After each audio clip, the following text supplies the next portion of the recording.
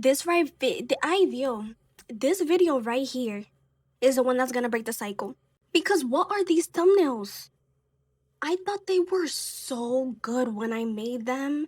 Really the character, because when I first created my look, I used an avatar maker to make this. And I absolutely loved her. But I needed to elevate this character because I wanted multiple facial expressions, body expressions for Instagram Reels, when I was gonna make my episodes and edit them. Imagine I kept that original avatar for my stories and my videos. Imagine. Because if you don't know, I have the drawn version now that I currently made. So at that time, I got a 3-month ChatGPT subscription because I needed so much time to generate these facial expressions I needed for Simmee. I was so in love with what it made though. Like, I loved it at the time. I didn't even know about chibi style. Maybe I've seen it before, but I didn't really know about it. You know, the big head, the little body. I learned about the style. I loved her face. I actually didn't know that every time I generated something, it was completely inconsistent from the last photo. That bothered me OD because I had to try things out like 5-6 times. It timed out so much.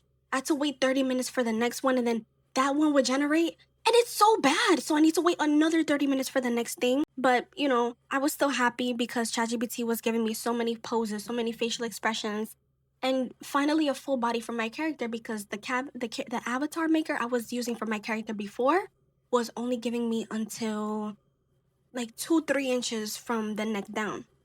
So I hurried up, I saved all those photos to edit them in the future, and I thought to myself, I'm definitely gonna edit with these photos. Not only did I get her character, but I also got some background, some other characters, which let me show you a side by side for some of the things that I did with ChatGPT versus hand-drawn. And then later on, I'm on YouTube. I don't know what I was on YouTube for, but I knew that I wanted to draw a couple of things by hand.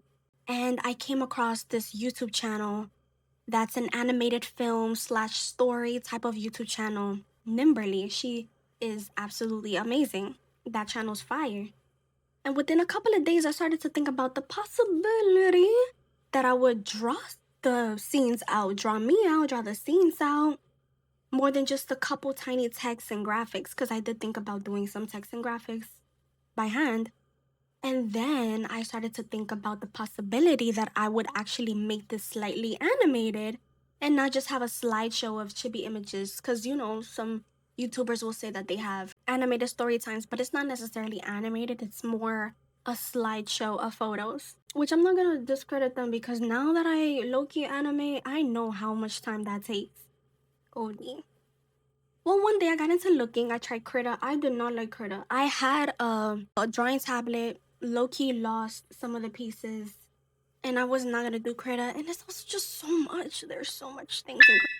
I didn't like it. I quickly looked into Adobe Fresco. That right there is free now, but up to a year ago, it was like $10 a year. It seems that Adobe wanted to celebrate something with its programs or something, and it made it free recently. Well, better for me, of course. Honestly, I don't know if I would have taken the risk to pay for a program without knowing if it was gonna work. Yeah, I paid in the past for Lightroom, but that's really it. So yeah, after downloading Fresco and playing around with it, learning with the YouTuber Chris Pysick, I actually got one of his Skillshare courses too, drawing and practicing on it. These are a couple of things that I've been doing. Again, I have a podcast. I'm doing this for my podcast. I do a couple of extra drawings to practice, but it's mostly for my podcast, and that's what I also use to practice.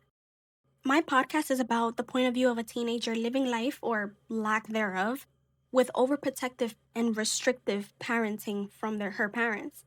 And while a ton of episodes are already recorded, edited, and I've already posted them on Spotify, I want to share the nice drawn versions on here, which I will update and re-upload onto Spotify later, but I still wanted to make it that type of podcast because it is faceless, and I want teenagers to really like it and young adults to really like it, and just, oh my god, making a vibe with what you draw is amazing, which you're gonna see in my podcast too, that a lot of vibes I can't have in real life. I can't experience these nighttime walks and these night out with friends and these trips and what do you call it when you're in the car for a long time?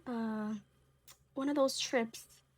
Well, one of those trips, I can't enjoy those, so drawing them out and kind of fake experiencing them through drawings and animations that I make is the most I can get right now. But of course, I'm not gonna have drawings for everything, just mostly for the important scenes that I really want to get the exact setting and the exact scene across.